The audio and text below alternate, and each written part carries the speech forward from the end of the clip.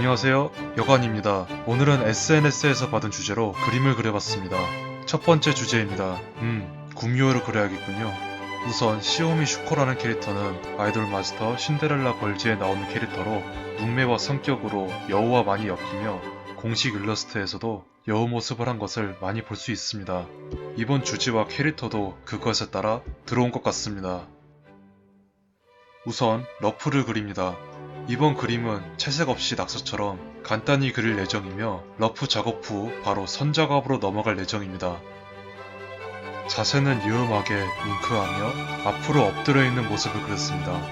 그러다 생각났습니다. 이렇게 누군가를 유혹하는 것을 가리켜 여우짓이라는 이름이 어떻게 하다 붙게 되었나. 저는 이것을 최첨단 기술을 동원하여 찾아본 결과 못 찾았습니다. 국립국어원에서도 모른다니 방법이 없는 것 같습니다. 아쉬움을 뒤로한 채 나머지 머리카락을 그려줍니다. 못 찾은 문장 뜻은 나중이라도 찾을 수 있지만 빠진 머리카락은 돌아오지 않습니다. 이제 선을 따는 차례입니다. 선을 따는 건 특별히 할 말 없습니다.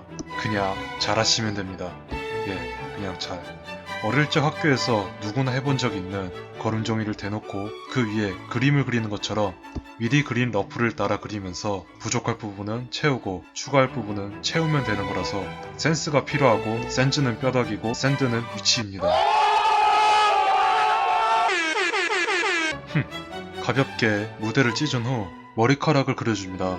러프 때도 그렇고 머리카락을 2번씩이나 말한 이유는 머리카락이 중요하기 때문입니다. 그림에서든 현실에서든 말이죠. 그런데 이 캐릭터의 앞머리는 왜 이럴까요? 볼 때마다 드는 생각인데 정말 특이합니다.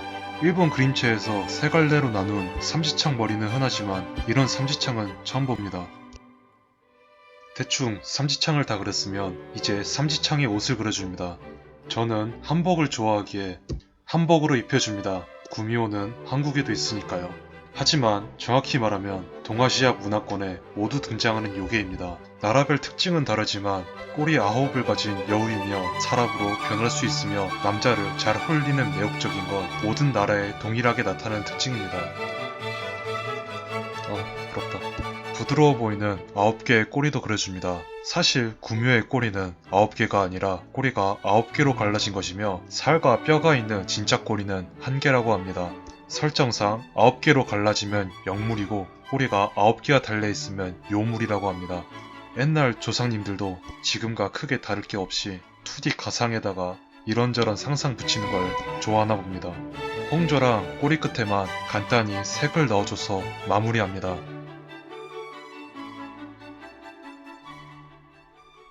그렇게 첫 번째 그림 완성입니다. 새로운 채색법을 연습하면서 채색해놔서 채색된 완성본을 올렸습니다. 이 채색법은 다음 영상에서 소개하겠습니다. 이제 두 번째 주제입니다. 좋은 주제네요.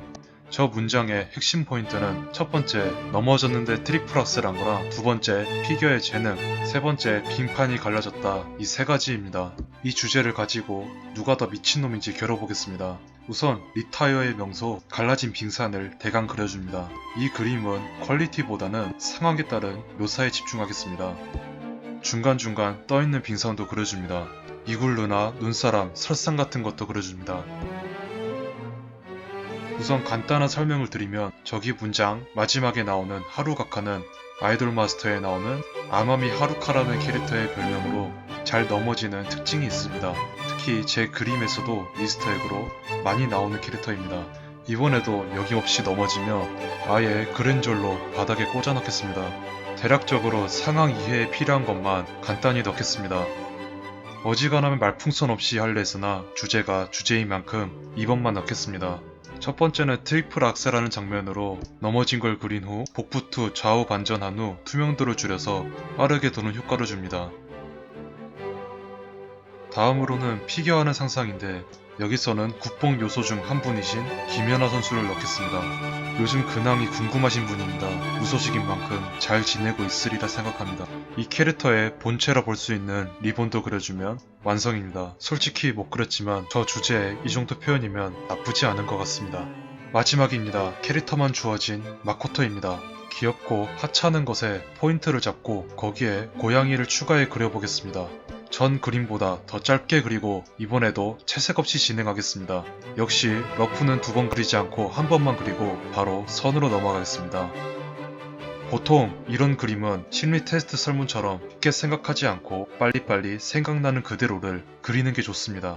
심리 테스트 조작해서 1순위 직업이 변호사, 판사, 검사, 고사처럼 사자 들어간 직업이 나온다고 그 직업을 가지지 못하는 것처럼 이 그림도 그렇게 그리면 이 말 왜 했지? 암튼 그렇습니다.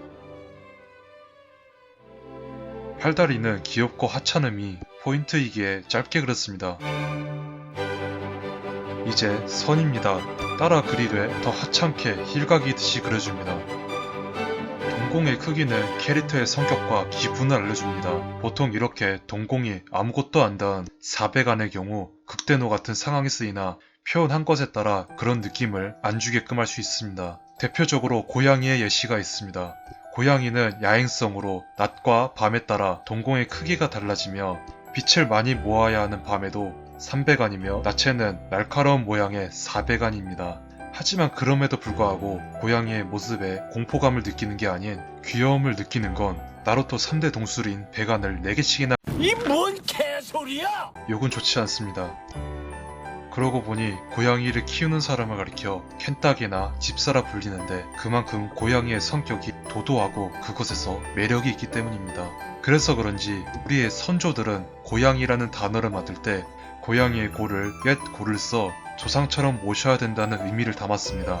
그러니 열심히 캔을 따면서 잘 모시길 바랍니다.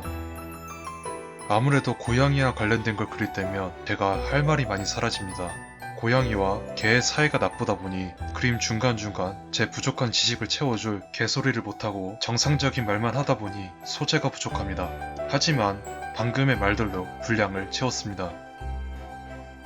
신발바닥을 그리고 홍조를 그린 후 고양이 귀를 그리면 완성입니다. 이렇게 마지막 그림까지 완성했습니다. 가볍게 그린 오늘의 그림 재미있게 보셨나요? 시청해주셔서 감사합니다. 다음에는 더 재미있는 영상으로 찾아뵙겠습니다. 유바.